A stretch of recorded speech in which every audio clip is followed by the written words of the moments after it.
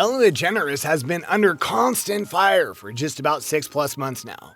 From the coronavirus to her staff complaining about her to various people who worked with her in the past saying things about her.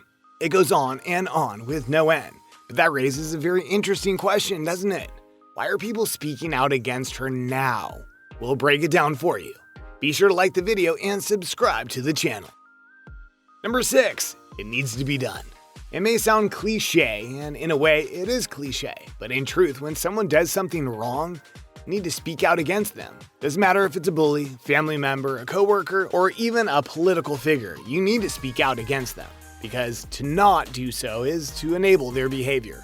There have always been rumors or curiosities about Ellen that have been going on since basically she started her daytime show about 17 years ago. But they never really amounted to anything. And now everything's coming to a head because it's been revealed that Ellen is mean. Treats her staff like peasants, is only nice to celebrities because they help her show, is a control freak, and more. Would you want this person being your boss? We didn't think so. Number 5, the perception is not the reality. Now, it's very easy to say that someone is being mean or rude or is doing terrible things behind the scenes.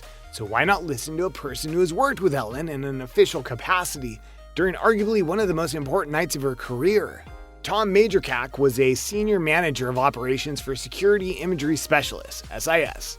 He was selected to serve as Degeneres' executive protector at the 86th Academy Awards. The opportunity meant he'd be escorting Degeneres, her mother, and her partner Portia de Rossi throughout the night from the red carpet to the Dolby Theater and the glamorous post-ceremony Governor's Ball.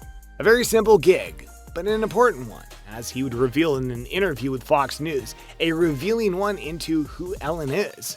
I'm holding their hands and walking them through individuals and large groups of people. Ellen's the one person that I've been assigned to, and I've been assigned to quite a few celebrities that has never taken the time to say hi to me, Majorcak claimed. At the Oscars, Majorcak said he spent a lot of time with de Rossi, who was very pleasant and carried on a conversation. It started going negatively when she introduced me to Ellen, and Ellen pretty much just gave me a side glance out of her eye and didn't even say hello, or thank you for protecting my mother, my wife, and me, Majorcak continued. It was very cold and it was very sly, and it was actually kind of demeaning in the way that she treats people other than those who are in her circle. He also noted that he came forward this year because of others rising up to speak about Ellen's dual personality, depending on what side of the camera she was on. It's bugged me for years, Majorcak shared. I see this person come across as being very enlightened and positive and awesome, and everybody loves her and is in awe, and that's really not the case when you meet her in person. That's not exactly the best look at a person who claims to have a be kind mantra and someone who believes that everyone should be treated equally. Does that not apply to security guards? But trust us, it gets worse. Number 4, the control freak. Now, when you're the host of something, it's very fair to say that you want a certain amount of control. From the segment you're doing to what we'll be talking about on the show, making sure guests are comfortable, that's all fine. But when it gets out of control, like you want control over everything, yeah, that's when things get bad. And recently, a former producer at the Australian version of the Today Show revealed that when they had Ellen on the show, she and her team tried to control every nook and cranny that was going to happen in the interview, including at one point telling the staff that they can't look at Ellen. Wow. Even the producer thought that this was a bit insane, and thus why he revealed this story recently, because he noted that they were there to help Ellen promote a product, yet she treated everything like it was her show. Which brings us to number 3, how she runs her show. The biggest reason that people are standing up to Ellen right now is that when it comes right down to it, the person you see in front of the camera is not the person that is behind the scenes trying to get everything done. There have been various former co-workers who have come forward and noted things like she feels like her staff are peasants compared to her. Not nice. Also, she doesn't treat them fairly, from not inviting them to parties that we're supposed to go to not letting them talk with her at times.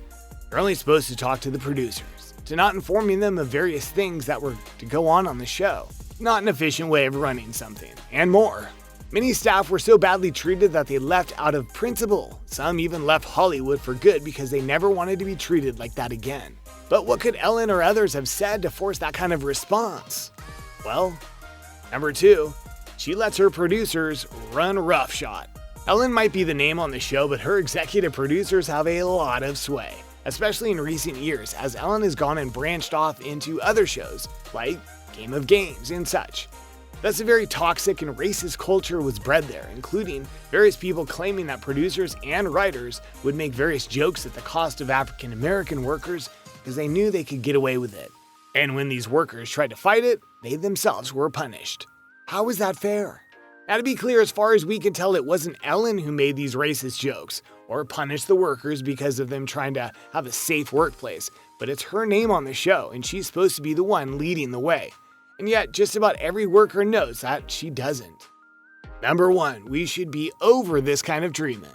Easily the biggest reason of all for people standing up against Ellen is that Hollywood has a long history of treating various parties poorly based on race, orientation, and gender. The recent #MeToo movement exposed a lot of dirty people in Hollywood, and you'd think this would have been the end of it. The Ellen Show proves otherwise. Everything workplace in Hollywood should be safe, just like every workplace in the United States should be a place where you don't fear what your coworkers or bosses will do to you. It's 2020 and people are tired of the abuse, and that's why they're standing up to Ellen and her producers, because they don't want a piece of it anymore. There you have it, everyone. A look at the reasons why Ellen's show is getting a lot of heat from people who worked under her and beyond. You understand now why this is a big topic for so many? Do you hope that Ellen and her producers are punished for this? Let us know in the comments below. Be sure to subscribe, and we'll see you next time on the channel.